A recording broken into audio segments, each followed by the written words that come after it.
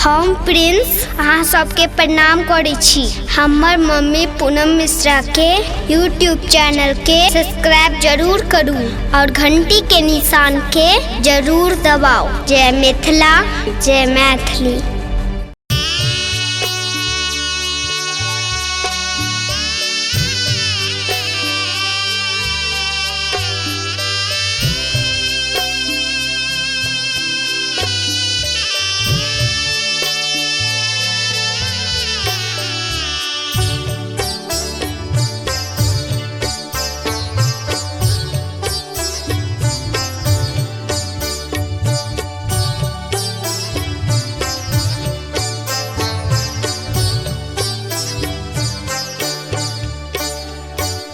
कर जोर विनती करै छी छठी मैया, सुनियौ ने हमरा पुकार है।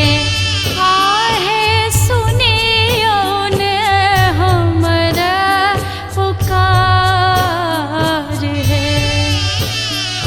अरज सुनो मैया अहि अब लाखे, दुखिया करैया पुकार है।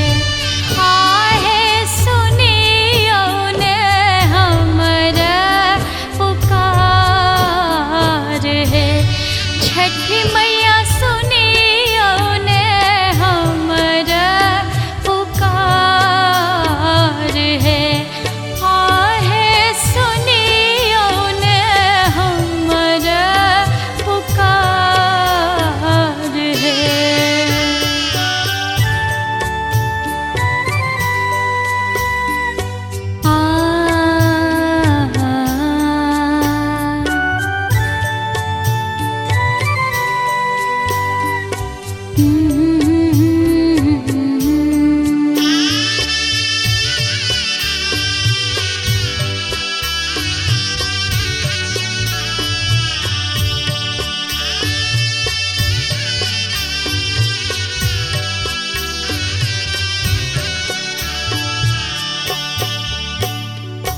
पूजन विधि हम किछु ने जनै छी, तैयो लेलहुँ व्रत ठानि है।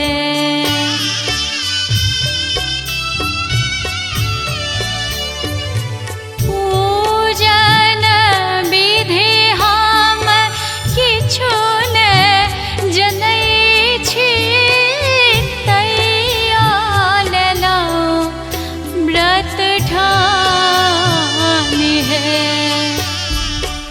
हमरा सन अपराधी के छठी मैया, हमरा सन अपराधी के छठी मैया, एक बेर लियो हाथ मान है।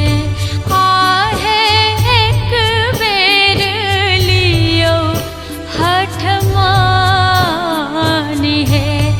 छठी मैया सुनियौ ने हमरा पुकार है। आहे सुनियौ ने हमरा